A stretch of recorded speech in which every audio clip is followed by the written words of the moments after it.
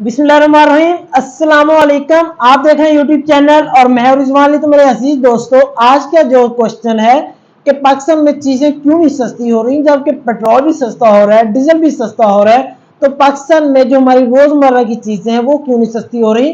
तो इससे पहले अगर आपने चैनल को सब्सक्राइब नहीं किया तो चैनल को सब्सक्राइब कर लें। मेरे अजीज दोस्तों, पाकिस्तान में चीजें क्यों नहीं सस्ती हो रही, जो हमारी रोजमर्रा में हमारी घी, चीनी, गाड़ियां, मोबाइल, ये क्यों सस्ता हो रहा है, जबकि हमारा पेट्रोल भी सस्ता हो चुका है, डीजल भी सस्ता हो चुका है। और एक चीज जो हम हमेशा हमारे, मैं अपनी फील्ड की बात करूं तो मेरा cement is the major item of our business. कि पाकिस्तान में जो सीमेंट की जो पाकिस्तान में जब पाकिस्तान में 25 से एक दफा पेट्रोल और डीजल की कीमतों में इजाफा हुआ, तो हम और उन्होंने 50 रुपए तकरीबन 2 दफा 100 रुपए सीमेंट का इजाफा किया, तो हम उससे पूछते थे भाईजान वजह क्या है, आप 100 रुपए डीजल का 100 रुपए इजाफा क्यों कर रहे हैं।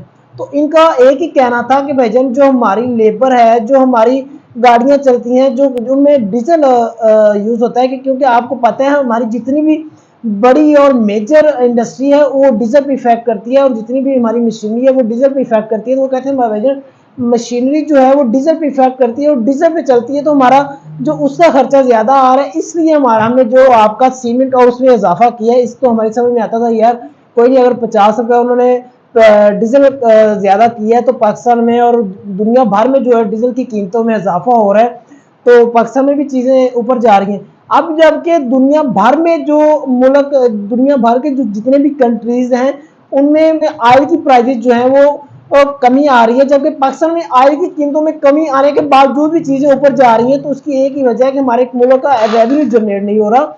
जब तक हमारे मुल्क में रेवेन्यू जनरेट नहीं होगा, हमारी जो एक्सपोर्ट है, हमारी जो इंपोर्ट नहीं बंद होगी, हमारी एक्सपोर्ट नहीं ज्यादा होगी, तो हमारी चीजें जो है, हमने IMF ने जो कर्जा हमारे ऊपर एक फर्ज कर दिया कि ये जो कर्जा आपका एक पैदा होने वाला बच्चा जो है आपका कर्जदार होगा, तो आपको वो कर्जा देना होगा। वो तब तक हम चीजें नहीं दे सकते जब तक हम इंपोर्ट को बंद नहीं करेंगे। और एक्सपोर्ट हमारी, आज से 2 साल पहले श्रीलंका का यही हाल था कि उसने जो उसकी पैदावार थी, उसकी पैदावार उसके पास सिर्फ एक चावल के अलावा था नहीं, इसलिए उसने जो उसका मुल्क जो डिफॉल्ट कर गया, उसकी इंपोर्ट ज्यादा थी और एक्सपोर्ट है नहीं थी। जबकि हमारे पाकिस्तान में चावल, कपास, जो जितनी भी चीजें हैं वो हम इंपोर्ट जो एक्सपोर्ट करते हैं। इसके अलावा हमारी टूरिज्म, जितना भी सैर तफरी का मकाम है, हम उससे फायदा नहीं उठा रहे हैं। हालांकि ये रेवेन्यू जनरेट करने का सबसे बड़ा जो सैर तफरी का हमारा एक शोबा है, हम उससे रेवेन्यू जनरेट कर सकते हैं और हम चीज़ों को जो है ना सस्ता कर सकते हैं।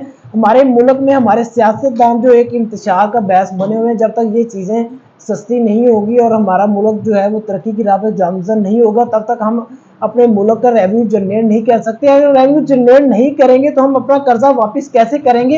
ये 75 साल से जो महंगाई हुई जा रही है, और 2022 और 2023 में एक जिसकी लिमिट ही कोई नहीं, वो महंगाई एक रिकॉर्ड जिसने तोड़ा है, वो महंगाई हुई है। तो इस महंगाई को हमें अगर कंट्रोल करना है तो हमें जो चीजें हैं उसको जनरेट करना पड़ेगा। आपने जो रेवेन्यू है उसको जनरेट करना पड़ेगा। अपने पैसे की जो कदर है, अपनी वैल्यू उसको बढ़ाना पड़ेगा, जो कि वैल्यू हमें, जो हमारा पैसा है उसकी कदर जो है ना वो नीचे है। जबकि हमारा 25 to 33% जो लीड क्लास है उसको फिक्र ही कोई नहीं है। उसने तो यहाँ से जहाज पे बैठना है और बाहर जाके उतर जाना है, क्योंकि उसकी बाहर भी जायदादें हैं, इधर भी जायदादें हैं। फर्क तो उसको पड़ता है ना जो शायद पोश और गरीब है, उसको फर्क पड़ता है, क्योंकि उसके लिए घर बनाना इतना मुश्किल तरीन कर दिया है कि हमारा जो सियाह से तकरीबन 6 महीने पहले 700 की बोरी है, आज उसको 1150 रुपए तक और 1250 तक जो है ना वो बोरी का रेट कर दिया गया है। तो मुझे बताएं, एक बंदा जिसकी 1200 रुपए दिहाड़ी है, वो सीमेंट की बोरी लगा के क्या करेगा। अगर उसका वॉशरूम गिरा हुआ है तो वॉशरूम गिरा ही रहेगा, क्योंकि ना उस पे उसके पास उससे ज्यादा पैसे आएंगे उसकी दिहाड़ी से ज्यादा, और ना वो पैसा लगा के अपना वॉशरूम जो है ना वो सही करवा पाएगा। ये वजह है कि हमारे पाकिस्तान को अगर देखें, एक कोई ऐसा तो आएगा नहीं कि उसके हाथ में छड़ी होगी, वो ऐसे करके घुमाएगा और हमारे मुल्क जो पैसा है और जो हमारा कर्ज है वो जो है ना उतर जाएगा और IMF बड़ा खुश हो जाएगा और कहेगा।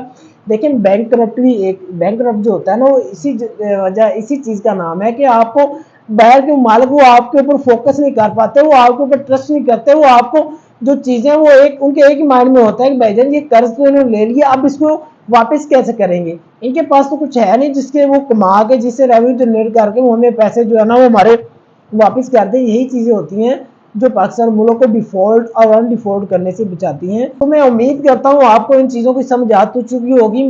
آج تک کے لیے اتنا ہی کافی ہے، ملتے ہیں اگلی ویڈیو میں، تب تک کے لیے اللہ حافظ۔